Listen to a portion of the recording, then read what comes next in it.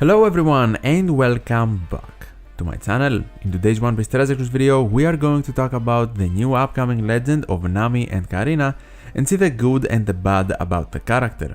Real quick, first though, let's see some basic information about the character and their Sugo-Fest. This will be a dual unit, it will also be a treasure map legend, and it will be releasing in a treasure map Sugo-Fest, being the featured legend of the upcoming treasure map, which will be releasing next week, and will feature as a free-to-play character a unit of Baccarat, Tanaka and Dice. Nami and Carina also arrive with two rare recruits in their bats, both of which are Q. One is Raise Max, and then we have Double Down, Rika and Tempo in the other rare recruit all in one. Nami's side will be Strength, Carina's side will be Q, and they will be available in 3 parts. In part 1, Treasure Map Legend Bonnie and Crocodile are also featured.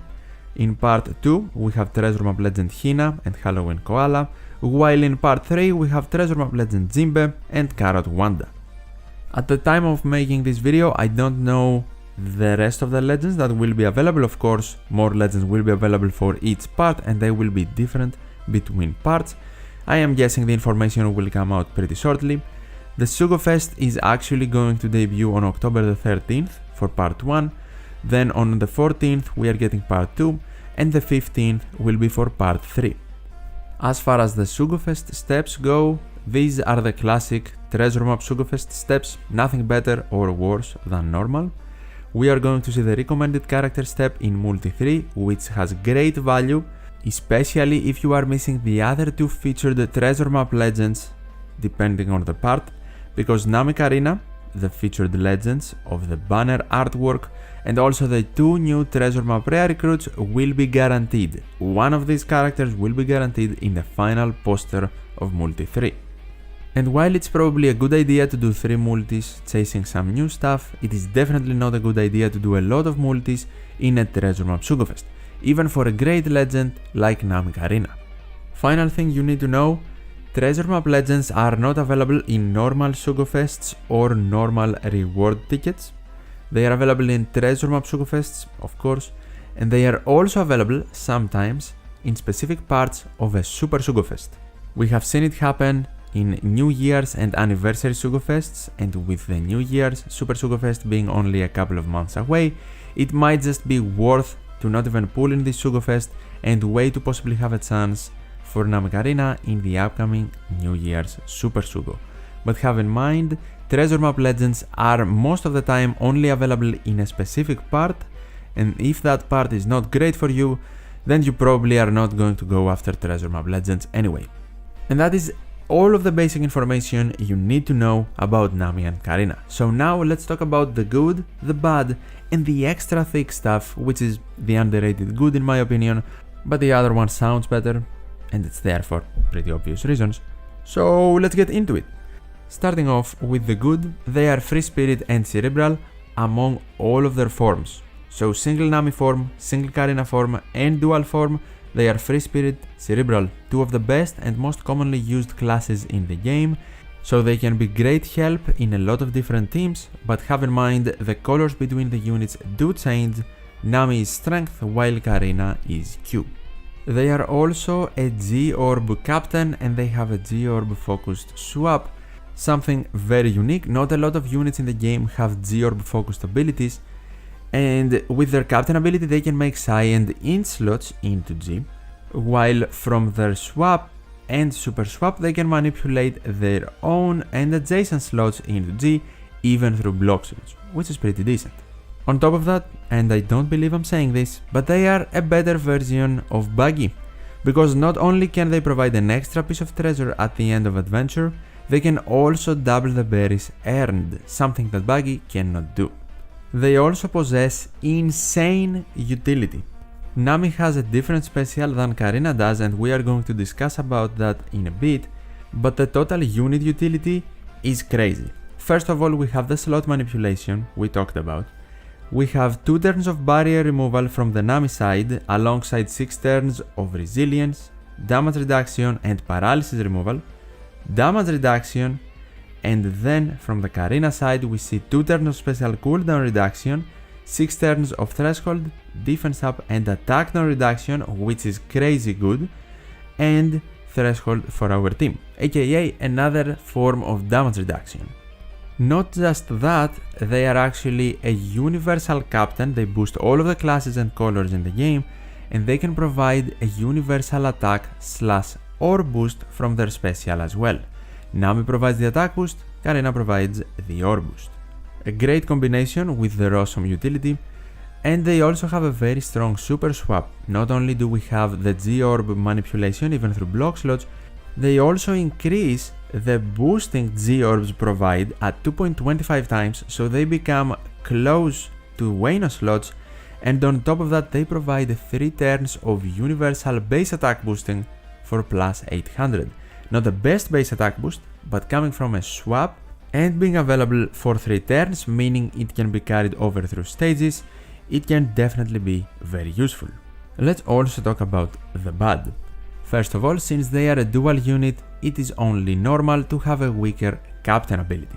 I am not talking in their dual form, it's not a bad captain ability, but especially in their single forms, they won't allow you to gain the maximum damage output you can from them until you activate their special.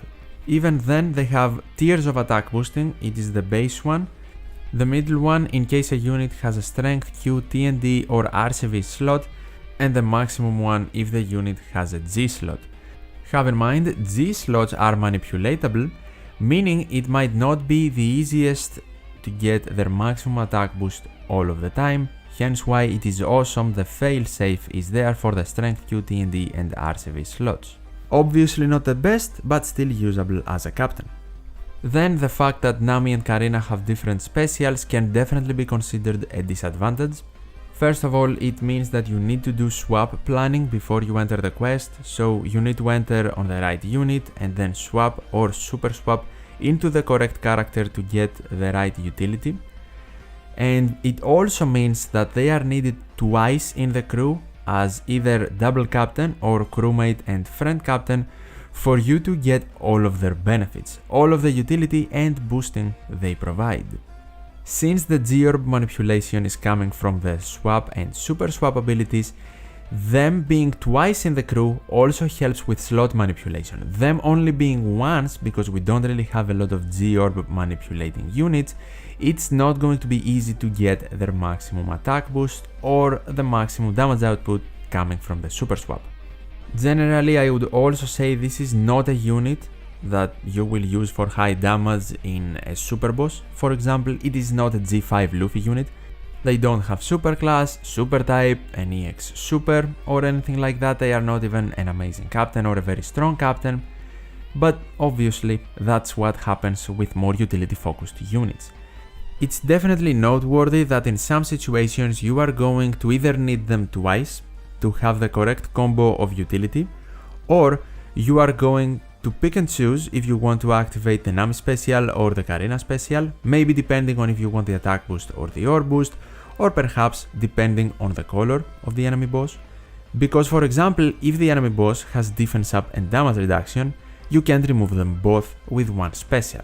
You either need both of their single form specials, or you are going to pick one. For example, let's pick Nami to remove damage reduction, then we need another utility unit to deal with defense up. All of these obviously disadvantages, but in my opinion also understandable ones, because otherwise the unit would be completely broken. And now for the extra thick category. First of all, we have the artwork, pretty self-explanatory.